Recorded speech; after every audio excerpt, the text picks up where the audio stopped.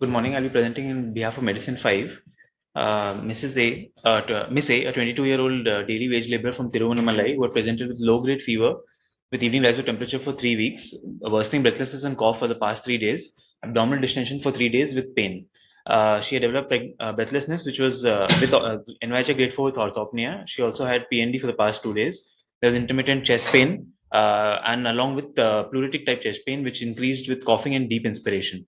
She had also developed abdominal distension with loss of appetite and mild pedal anemia for the past 3 days. She was a known case of rheumatic heart disease since diagnosed in 8th standard, for which she was given Pentis prophylaxis and other irregular medications. She was gradually developed worsening breathlessness, orthopnea, PND, and had also started developing palpitations. So for this complaint, she was evaluated outside and diagnosed with rheumatic heart disease, and she was found to have a severe aortic regurgitation. And she underwent an aortic valve replacement just 2 months prior to presentation. Following surgery, she was able to walk at home without any chest pain. There was no sweating. She was able to cook. On examination, she was while she presented to us, she was conscious oriented, thin lady in respiratory distress, and she was tachypneic with the borderline blood pressures, with no fever at presentation. There was pallor and mild pitting pedal edema present. There were no peripheral signs of infective endocarditis. Her JP was elevated. Systemic examination wise, respiratory system wise, she had bilateral crepitations present with decreased breath sounds heard in the right infrascapular and infraaxillary areas. Serious examination wise, the apex was localized to the fifth. It was palpable in both the fifth and sixth intercostal spaces. Lateral to the mid-clavicle line, it was hyperdynamic. There was a palpable thrill. There was an ejection systolic murmur also present with prosthetic lick in the aortic area. The abdomen was soft, distended. There was some mild generalized tenderness present, but there was no guarding. No liver spleen, no free fluid present.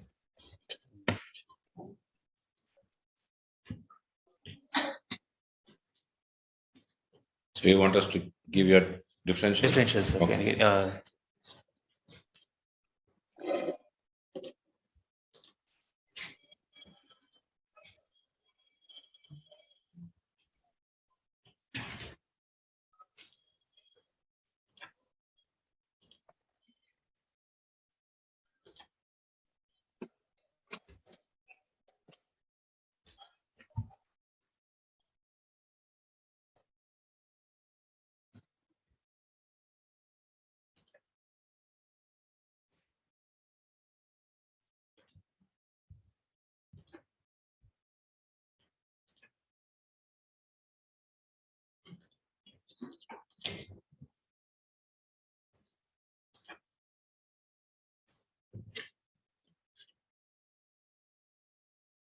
Maybe you have to add a new one.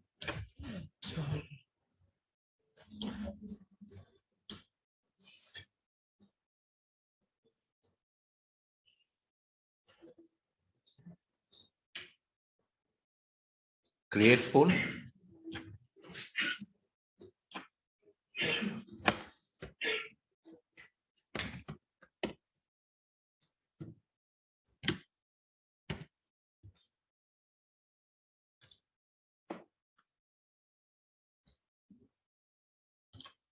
This is the green button.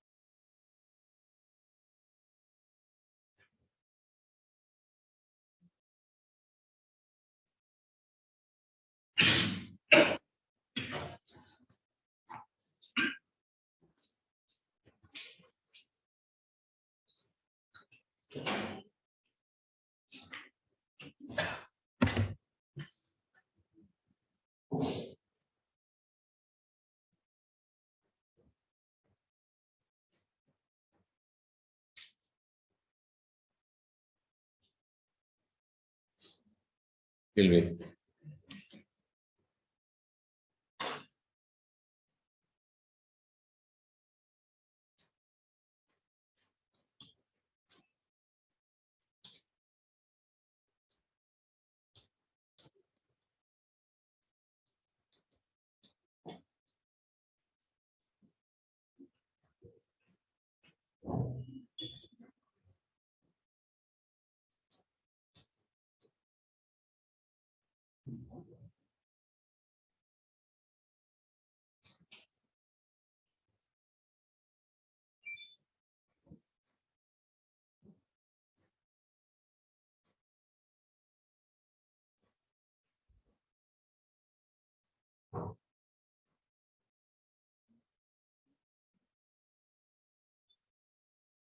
Okay. Now.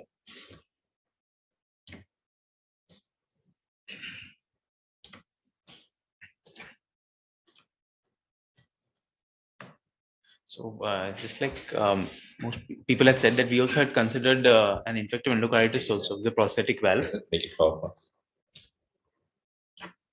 We had also considered infective endocarditis as one of the most likely differentials with this prolonged fever, acute rheumatic fever with carditis. Other things we had thought of was because of fever, cough, breathlessness, was it a lower respiratory tract infection or a pulmonary tuberculosis? Rarer on our list of differentials were the underlying connective tissue disorder like SLE or vasculitis or other surgery-related complications. So we had proceeded with investigations, and we had found that she was quite anemic with a poor with deranged renal parameters. There was hypoalbuminemia and ESR CRP were elevated. Because of the fever, we had taken our blood cultures, which 3 of them were negative, but 2 of our sputum cultures had grown CRO Klebsiella. Urine routine was showing some active sediments with blood 3+ and proteins 2+. Urine 24 protein also elevated. In view of all this and her young age, we had sent an ANA which came out to be 3+ homogeneous, and she had low complements with elevated dsDNA.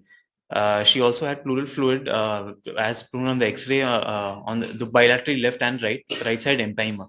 That also showed some elevated counts. So this is the X-ray which showed right-sided pleural effusion on ultrasound. It was found to be having thick internal septations, and therefore, and she had intercostal pain and tenderness. So right-sided empyema. So overall, when we had put everything together, she had newly diagnosed SLE with multiple system organ involvement with constitutional symptoms, serositis, mucocutaneous, and renal involvement. She had now presented with a rapidly progressive renal failure with lupus nephritis. She also had a LRTI, which is CRO Klebsiella, because she was recently admitted outside with a right side consolidation empyema. So we had started her on treatment for this. So we had started her on IV steroids actually. As our pulse in discussion with nephrology, she couldn't be renal biopsy couldn't be attempted because she was on anticoagulation for the cardiac problems, and she also couldn't lie flat. After starting steroids, we noticed that she had started developing some high blood pressures. We had started on antihypertensives, but it was not getting controlled. And then the same day, she had found to have a blood pressure 190/100, and she dropped GCS. So basically, it was we done a CT, and it showed a left capsuloanoid bleed with intraventricular extension. Which was due to our IV steroids that we had started. We were on injection Hydrocort 50 mg IV Q6H. So what I'm really getting to here is actually a steroid-induced hypertension, which is a side effect that we see, but we don't appreciate that often, and it can be devastating if it's not taken care of. Some articles that are presented on glucocorticoid use with increased risk of hypertension. So this study looked at those patients with rheumatoid arthritis, which was done in the UK, and it found that it was 17% overall increased risk of hypertension in patients with incident RA and without hypertension at RA diagnosis. There's also with different chronic inflammatory diseases, what are the chances of developing hypertension if you treat the patients with oral glucocorticoids? So this shows us that in different diseases like IBD, rheumatoid arthritis, vasculitis, SLE, this is cumulative doses at the end of 1 year. There is a higher chance of developing hypertension with prolonged cumulative doses, and if the patient is not initiated on antihypertensives. This is the same thing showing dose-wise on a per-day basis. This is with regards to prednisolone. So this study showed that when patients reached cumulative doses of around 960, and then and as we increase the doses, there was more chance of hypertension by 14%, 20%, and 30%. And this was higher in this study, it was higher for patients with SLE and polymyalgia rheumatica. And they had found that another study done in Germany found that there's increase in blood pressure in the previous 6 months in patients with a daily dose of more than 7.5 mg prescribed glucocorticoids than those who were prescribed lower doses. So why does this cause it? So basically, all steroids can cause sodium retention, resulting in fluid retention. And this is mostly seen with fluorocortisone and hydrocortisone. And the principal mechanism is the overstimulation of the mineralocorticoid receptor, resulting in sodium retention of the kidney. This results in volume expansion and subsequent increase in blood pressure. What we should do is, it can be started on diuretics so as to reduce the volume and reduce the blood pressure. Therefore, the smallest effective dose and shortest duration of steroid therapy should be used in order to decrease the development of this adverse effect. There are some other commonly used drugs that are linked to hypertension, mainly NSAIDs and COX-2 inhibitors like ibuprofen, diclofenac. Corticosteroids I've already mentioned here. Oral contraceptives is another thing which can lead to high blood pressure by stimulating the hepatic production of renin substrate angiotensinogen. Other drugs we know are immunomodulators such as cyclosporin and tacrolimus. Many of these diseases can cause are known to be risk factors of PRES, and many of these are frequently associated with corticosteroid use. However, some PRES have also been reported to occur after corticosteroid use in patients with non-immune disorders. And the two major mechanisms are rapid increase in blood pressures and endothelial dysfunction caused by various endogenous and exogenous side effects. So this one study done in India showed that steroid therapy was not associated with decreased severity of vasogenic edema caused by PRES. And another study showed that glucocorticoid therapy was associated with clinical and radiological worsening and poor outcome. Coming to the last slide, it promotes fluid retention, which is of particular concern to patients with underlying heart or kidney disease. So the risk factors are those who have underlying heart or kidney disease, or in our patient who's already on anticoagulation as well. This is not a problem in normal people because of the phenomenon of mineralocorticoid escape that prevents progressive fluid overload. It is a known adverse effect of glucocorticoids, and it is usually seen in patients who present to our OPD with iatrogenic Cushing syndrome. However, it is a dose-related adverse effect and is unlikely to occur at lower doses. So at take-home message, I just want to remember that we treat a lot of patients with steroids for chronic autoimmune conditions, but we need to ensure that we are regularly checking their blood pressures and regularly checking their sugars as well. Risk factors are those with underlying cardiac disease, underlying renal disease, and other things like anticoagulation, antiplatelets, which all of which our patient had. Thank you. Thank you, Pranit. It was, in the interest of time, that was to accelerate your presentation. I appreciate that.